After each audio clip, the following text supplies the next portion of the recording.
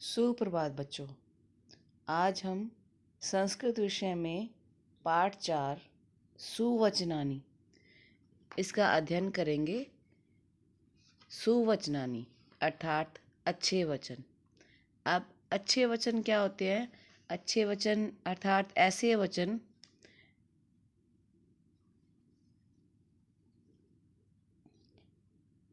वचन जो हमारे जीवन को प्रेरणा प्रदान करते हैं, मार्गदर्शन प्रदान करते हैं, ये ऐसे वचन होते हैं। अब सुवचनानि मतलब ऐसे वचन जिनको जिनको अगर हम अपने जीवन में धारण करें तो हमारा जीवन जो है वो आदर्श बन सकता है। आप जो है अब हम देखेंगे हमारा जो सुवचनानि के अंतर्गत पहला वचन क्या आता है, जो हमारे ऋषियों मुनियों के द्वारा निर्धारित किया गया है, उसको हम देखेंगे। तो लयबद्ध करने की कोशिश करेंगे हम। सुखार्थिनः कुतो विद्या, विद्यार्थिनः कुतो सुखम्, सुखार्थी वा त्यजेत् विद्याम्, विद्यार्थी वा त्यजेत् सुखम्। कुछ बच्चों को श्लोकों का उच्चारण करने में कैसे करें ये समस्या आती है, तो उसके लिए मैं थोड़ा इसे लयबद्ध करने की कोशिश कर रही हूँ। तो आप भी इसको ऐसे ही इसका उच्चारण करेंगे और उच्चारण करने का प्रयास करेंगे। सुखार्थिनः कुतो विद्या, विद्यार्थिनः कुतो सुखम्, सुखार्थी वा त्यजेत् विद्याम्, विद्यार्थी वा त्यजेत् सुखम्। अर्थात सुखार्थिना अर्थात सुख चाहने वाले को, सुखार्थिनः मतलब अर्थात सुख चाहने वाले को, कुतो मीन्स कहाँ, विद्या मीन्स विद्या, कि सुख चाहने वाले को विद्या कहाँ, कि अर्थात कोई व्यक्ति अगर सुख प्राप्त करना चाहता है कि वो आज का काम कल पर छोड़ता है कि मुझे आज नहीं करना है काम, आज मैं सोऊंगा, या कोई और कार्य करना चाहता है, सुख प्राप्त और करना चाहता है, तो वह विद्या जो है प्राप्त नहीं कर सकता है। विद्यार्थिनः कुतो सुखम, और जो विद्यार्थी होते हैं, अब विद्या प्राप्त करने वाले जो विद्यार्थी होते हैं उनके लिए सुख कहाँ, अर्थात आप समझते होंगे, आप कुछ बच्चे ऐसे हैं जो कार्य देते ही उसी समय वो अध्यापिका या अध्यापक के पास कर कर भेज देते हैं। उनके लिए मतलब भूख प्यास, सोना जागना, ये सब वो भूल जाते हैं।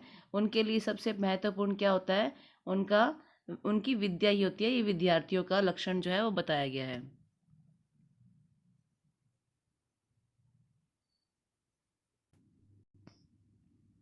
आगे है सुखार्थी वा त्यजेत विद्याम, कि सुखार्थी मीन्स सुख चाहने वाले को, वा मीन्स या, त्यजेत मीन्स छोड़ दे, विद्याम मीन्स विद्या, कि सुख चाहने वाला विद्या छोड़ दे। जो सुख चाहता है कि उसको जीवन में सुख प्राप्त हो, उसे क्या करना चाहिए, विद्या को छोड़ देना चाहिए। और विद्यार्थी वा त्यजेत सुखम, और जो विद्यार्थी है कि विद्या प्राप्त करना चाहता है, त्यजेत मीन छोड़ दे, सुखम मीन सुख, विद्या प्राप्त करने वाला अर्थात विद्यार्थी को सुख को छोड़ देना चाहिए। तो इस आपके अच्छे वचन में सुख, सुखार्थी और विद्यार्थी के लक्षण बताए गए हैं। आपको पता है कि हम में से कुछ ऐसे लोग भी होते हैं जो विद्या प्राप्त करने के लिए अपना दिन रात मेहनत करते हैं, कठिन परिश्रम करते हैं। लेकिन उनमें से कुछ लोग ऐसे भी होते हैं, उनमें से क्या कुछ लोग ऐसे, अधिकतर लोग ऐसे भी होते हैं जो आज का काम कल पर छोड़ते हैं। आज हमें खेलने जाना है या कोई और कार्य करना है, मतलब गेम खेलना है, सोना है, जागना है, अन्य कार्य उनके लिए महत्वपूर्ण हो जाते हैं विद्या की अपेक्षा। तो ऐसे लोगों को क्या करना चाहिए, विद्या को छोड़ देना चाहिए। ये सुवचनानि के अंतर्गत हमारा पहला वचन है। तो आप सभी से मैं उम्मीद करती हूँ कि आप कड़ा परिश्रम करेंगे, कठिन परिश्रम करेंगे और अपने जीवन को अच्छे मार्ग की ओर अग्रसर करेंगे। तो एक बार दोबारा से मैं आपका इसका हिंदी अनुवाद करवा देती हूँ, तो आप इसे ध्यान से देखेंगे। सुखार्थीनः कुतो विद्या, अर्थात सुख चाहने वाले को विद्या छोड़ देनी चाहिए। विद्यार्थीनः कुतो सुखम, और विद्या प्राप्त करने वाले को सुख छोड़ देना चाहिए। कि सुख चाहने वाले को विद्या कहाँ, विद्या चाहने वाले को सुख कहाँ। पहली दो लाइनों का हिंदी अनुवाद हम ये करेंगे कि सुख चाहने वाले को विद्या कहाँ, विद्या चाहने वाले को सुख कहाँ। सुखार्थी वा त्यजेत विद्याम, सुख चाहने वाला विद्या छोड़ दे। विद्यार्थी वा त्यजेत सुखम, और विद्या प्राप्त करने वाला अर्थात जो विद्यार्थी होता है उसको सुख छोड़ देना चाहिए। सुख चाहने वाले को विद्या कहाँ, विद्या चाहने वाले को सुख कहाँ। सुख चाहने वाला अर्थात सुखार्थी को विद्या छोड़ देनी चाहिए, और विद्या प्राप्त करने वाले को सुख की आशा छोड़ देनी चाहिए। अब हम अगले अपने सुवचनानी के अंतर्गत दूसरे वचन की ओर बढ़ते हैं। आप देखेंगे इसे ध्यान से। इसका भी उच्चारण करने का प्रयास किया गया है। गौरवं प्राप्य ते दानात्, न तो वित्तस्य संचयात्, स्थिति उच्चैपयोदानां पयोधीनामधस्थिति। दोबारा से इसका उच्चारण सुन लेंगे। गौरवं प्राप्य ते दानात्, न तु वित्तस्य संचयात्, स्थिति उच्चैपयोदानां पयोधीनाम अधस्थिति। तो अब हम इसका अनुवाद करेंगे। गौरवम, गौरवम मीन्स गर्व, गौरव। प्राप्यते मीन्स प्राप्त होता है। दानात मीन्स दान करने से। अर्थात इस पैरे में, इस श्लोक में, इस वचन में आपको दान करने की महिमा अर्थात देने की महिमा का वर्णन जो है वो किया गया है। गौरवम मीन्स गौरव, प्राप्यते मीन्स प्राप्त होता है, दानात मीन्स दान करने से, कि दान करने से गौरव प्राप्त होता है। गौरव मीन्स प्रशंसा हो सकता है, प्रतिष्ठा हो सकता है, समाज में हमारा मान जो है वो बढ़ता है। न तो वित्तस्य, धन के, संचयात, इकट्ठा करने से, कि दान करने से गौरव प्राप्त होता है, धन को इकट्ठा करने से नहीं। वित्त का मतलब होता है, जैसे आपने वित्त मंत्री सुना होगा, वित्त मतलब होता है धन, संचयात, इकट्ठा करने से, कि दान करने से गौरव प्राप्त होता है, धन को इकट्ठा करने से नहीं। जैसे अब उदाहरण दिया गया है। स्थिति उच्चई पयोदा नाम। पयोदा नाम क्या होता है? बादल। बादलों की स्थिति कैसी होती है? ऊंची होती है। आपको पता है कि जो बादल हैं वो आकाश में होते हैं। बादलों की स्थिति ऊंची होती है। पयोधी नाम अधः स्थिति। पयोधी क्या होता है? समुद्रों की। जो समुद्र होते हैं, सागर होते हैं, उनकी स्थिति नीचे होती है, नीची होती है। अब ये क्यों बताया गया है? क्योंकि बादल क्या करते हैं, वो अपना जब उनमें जल इकट्ठा हो जाता है तो वो क्या कर देते हैं? वर्षा कर देते हैं, दूसरों को जल प्रदान कर देते हैं, धरती को शीतलता प्रदान करते हैं, लोगों की प्यास बुझाते हैं, फसलों को पानी प्रदान करते हैं। ये वो दान कर देते हैं, यानी कि अपने अंदर इकट्ठे किए हुए पानी को वो क्या करते हैं? दान कर देते हैं। लेकिन जो पयोधी नाम अर्थात जो आपका समुद्र होता है, समुद्र क्या करता है? वो अपने अंदर पानी को इकट्ठा कर देता है।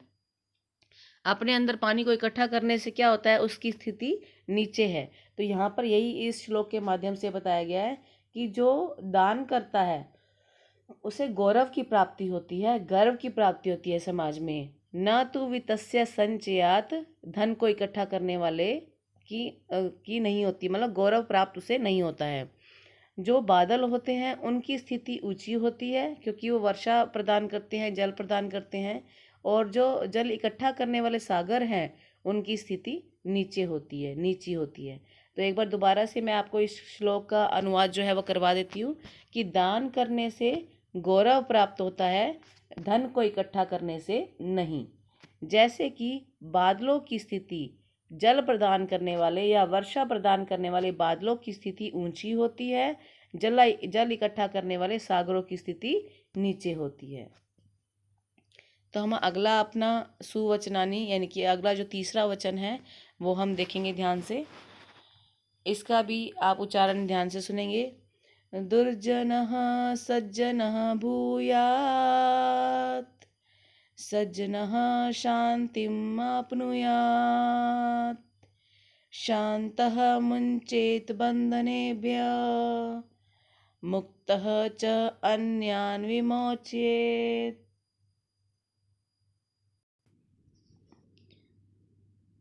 इसका आप एक बार उच्चारण ध्यान से दोबारा सुनेंगे। दुर्जनः सज्जनः भूयात्, सज्जनः शान्तिम् आप्नुयात्, शान्तः मुञ्चेत् बन्धनेभ्यः, मुक्तः च अन्यान् विमोचयेत्। तो अब इसका हम अनुवाद करेंगे कि जो दुर्जन व्यक्ति होता है, दुर्जन अर्थात जो दुष्ट व्यक्ति होता है, जब वो सज्जनः मीन्स अच्छा व्यक्ति,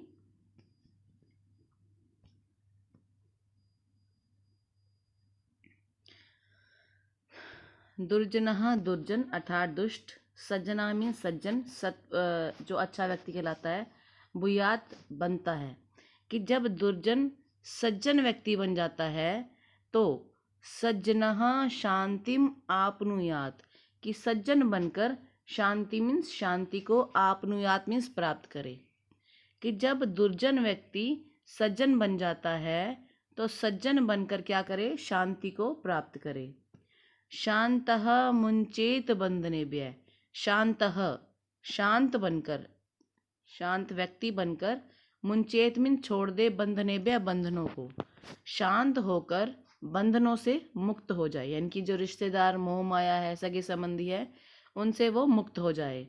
मुक्तः च, और मुक्त होकर, अन्यान दूसरों को, विमोचयेत मुक्त कर दे। आप यहाँ देख रहे हैं कि एक ऋषि जो है वो तपस्या कर रहा है कि जब दुर्जन जो है वो सज्जन बन जाता है, सज्जन बनकर उसे शांति वह प्राप्त करता है, और शांत होकर वो बंधनों से मुक्त हो जाता है, और वो बंधनों से मुक्त होकर वो क्या कर रहा है, दूसरों को भी शांति या दूसरों को भी मुक्त करने की कोशिश वो कर रहा है, अर्थात अच्छे रास्ते पर लेके जाने की कोशिश वो कर रहा है।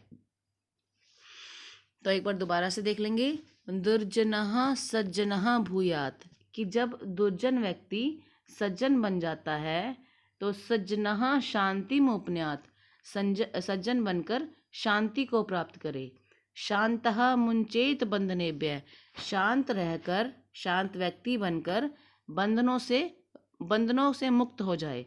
मुक्तः चह अन्यान विमोचयेत, और मुक्त होकर दूसरों को मुक्त कर दे। कि अर्थात अगर हम सज्जन व्यक्ति बन जाते हैं, एक सज्जन व्यक्ति जो है वो पूरे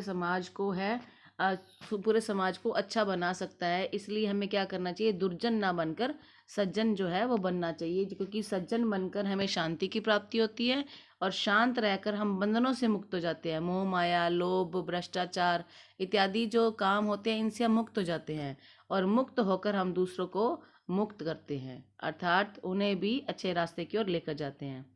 तो आशा करती हूँ कि आपको ये तीनों श्लोक जो है वो समझ आ गए होंगे, और उच्चारण सहित आप भी इसे बोलने का प्रयत्न करेंगे, और हिंदी अनुवाद को समझकर अपनी उत्तर पुस्तिका में लिखेंगे।